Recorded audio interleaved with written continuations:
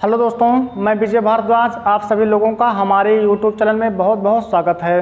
आज हम लोग देखने वाले हैं राज्यों में राष्ट्रपति शासन के बारे में और राष्ट्रपति की वित्तीय शक्ति के बारे में। ठीक, आइए देखते हैं राष्ट्रपति शासन क्या होता है। जैसे कि आपको पिछले वीडियो में बताया गया था कि राष्ट्रपति के पास 3 प्रकार की आपातकालीन शक्ति होती है। सबसे पहला राष्ट्रीय आपातकाल था, दूसरा क्या था तो राज्यों में राष्ट्रपति शासन था, और तीसरा क्या था तो वित्तीय आपातकाल था। ठीक, तो आज हम लोग क्या देखने वाले हैं, राज्यों में राष्ट्रपति शासन के बारे में।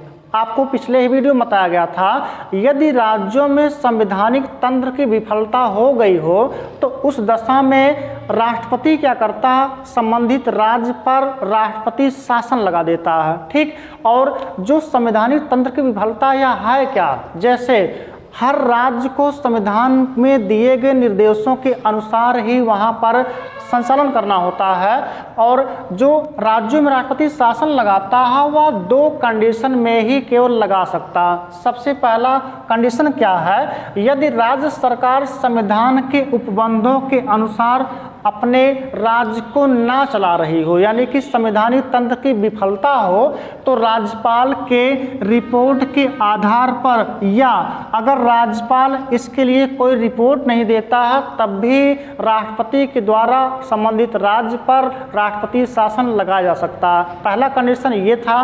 दूसरा कंडीशन क्या है, अनुच्छेद 365 के अनुसार यदि राज्यों को केंद्र सरकार द्वारा कोई निर्देश दिया गया है तो उस निर्देश का पालन करना होता है, परंतु यदि कोई राज्य केंद्र सरकार के द्वारा दिए गए निर्देशों का पालन नहीं करती या उसको प्रभावी करने में आनाकानी कर रही हो तो उस दशा में राष्ट्रपति के द्वारा संबंधित राज्य पर राष्ट्रपति शासन लगाया जा सकता है। इसका मतलब 2 कंडीशन में ही केवल राष्ट्रपति राज्यों में राष्ट्रपति शासन लगाता है। ठीक, तो दोनों कंडीशन ये सब के सब हैं। ठीक, अब अगर संबंधित राज्य पर राष्ट्रपति ने राष्ट्रपति शासन लगा दिया है तो वह जो अनुमोदन है, यानी कि वह जो आप कह सकते हैं प्रस्ताव है, पहुंचेगा लोकसभा और राज्यसभा में। यदि लोकसभा और राज्यसभा या कह सकते हैं संसद 2 माह के भीतर उसका अनुमोदन नहीं कर देती उस प्रस्ताव पे,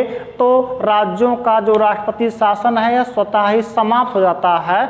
और यदि अनुमोदन कर दिया जाता है लोकसभा और राज्यसभा यानी सदन के द्वारा, तो वह 6 माह तक प्रवर्तन में रहता है। ठीक, तो एक बार में राज्यों में राष्ट्रपति शासन अधिकतम 6 माह तक लगाया जा सकता है, और ऐसा कब तक किया जा सकता है तो 3 वर्ष तक किया जा सकता है। मतलब 6-6 माह करके राष्ट्रपति द्वारा राज्य पर 3 साल तक केवल लगाया जा सकता है राष्ट्रपति शासन, उसके बाद नहीं लगाया जा सकता है। तो राष्ट्रपति शासन की जो अधिकतम अवधि होती है यह केवल 3 वर्ष तक की होती है, जबकि इसके पहले आपको बताया गया था राष्ट्रीय आपातकाल की, तो इसकी कोई अवधि नहीं होती है, जब तक चाहे तब तक लगाया जा सकता है। ठीक, परंतु जो आपका राष्ट्रपति शासन है यह केवल 3 साल तक ही प्रवर्तन में रह सकता है, उसके बाद स्वतः ही समाप्त हो जाएगा। ठीक, और यदि अगर राष्ट्रपति चाह रहा है तो बिना संसद के अनुमोदन के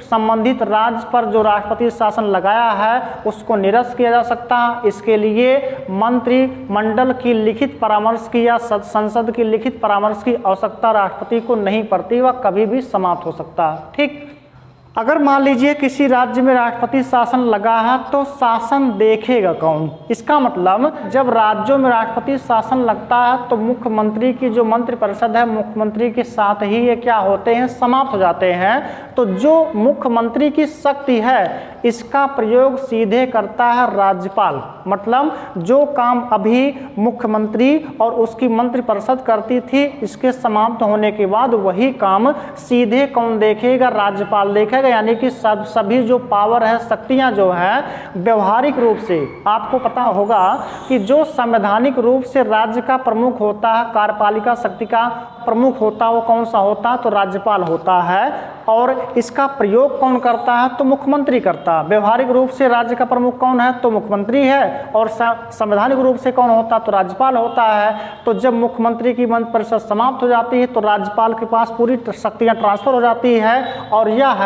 राज्य सचिव के सहायता से उस प्रदेश के कार्यों का संचालन करता है, या कह सकते हैं जो जिम्मेदारी सौंपा है राष्ट्रपति शासन के तहत उसका निर्वहन करता है। कौन कौन? तो राज्यपाल और उसके सलाह के लिए राज्य सचिव होता है, या राष्ट्रपति के द्वारा नियुक्त कोई अन्य व्यक्ति हो सकता है। ठीक, आइए हम लोग देखते हैं अगला वित्तीय आपातकाल के बारे में। वित्तीय आपातकाल क्या होता है, कब लागू किया जाता है? यदि राष्ट्रपति को यह समाधान हो जाए, राष्ट्रपति के समाधान होने का मतलब यह है केंद्रीय मंत्रिमंडल को समाधान हो जाए। ठीक, अगर राष्ट्रपति को समाधान हो जाए कि ऐसी स्थिति उत्पन्न हो गई है जिससे देश या उसके किसी भाग का वित्तीय अस्थायित्व संकट में है। वित्तीय अस्थायित्व मतलब पैसा, रुपया, धन संकट में हो, तो वह केंद्रीय मंत्रिमंडल की सलाह पर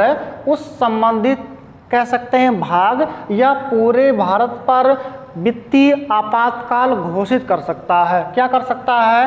तो वित्तीय आपातकाल घोषित कर सकता है, लेकिन मंत्रिमंडल की लिखित सलाह की आवश्यकता इसमें नहीं होती है। जैसे कि आपको राष्ट्रीय आपातकाल में बताया गया था कि अगर राष्ट्रीय आपातकाल घोषित करना है तो केंद्रीय मंत्रिमंडल की लिखित सिफारिश की आवश्यकता पड़ती है राष्ट्रपति को घोषित करने के लिए। लेकिन अगर वित्तीय आपातकाल घोषित करना हो तो राष्ट्रपति को किसी प्रकार की लिखित परामर्श की आवश्यकता नहीं पड़ती, वह सीधे केवल कहने पर ही वह राष्ट्रपति द्वारा वित्तीय आपातकाल घोषित कर दिया जाता है। संसद के अनुमोदन के बिना, मतलब जब राष्ट्रपति क्या करेगा, वित्तीय आपातकाल घोषित करेगा तो संसद में 2 माह के अंदर अगर संसद के द्वारा इसका अनुमोदन स्वीकार कर लिया जाता है, संसद मतलब लोकसभा राज्यसभा के द्वारा अगर इसका अनुमोदन स्वीकार कर लिया जाता है तो यह अनंत काल तक प्रवर्तन में रहता है। मतलब जब तक कि राष्ट्रपति इस वित्तीय आपातकाल को हटा नहीं देता है तब तक वित्तीय आपातकाल लगा रह जाता। मतलब इसके लिए कोई समय सीमा नहीं है कि कितने समय के लिए कोई राष्ट्रपति वित्तीय आपातकाल लगाएगा। अनंत काल तक के समय के लिए राष्ट्रपति के द्वारा वित्तीय आपातकाल लगाया जा सकता है, इसकी कोई समय सीमा नहीं है। दोस्तों, अगर आपको वीडियो पसंद आता हो तो वीडियो को लाइक कीजिए, शेयर कीजिए और चैनल को सब्सक्राइब करना ना भूलें।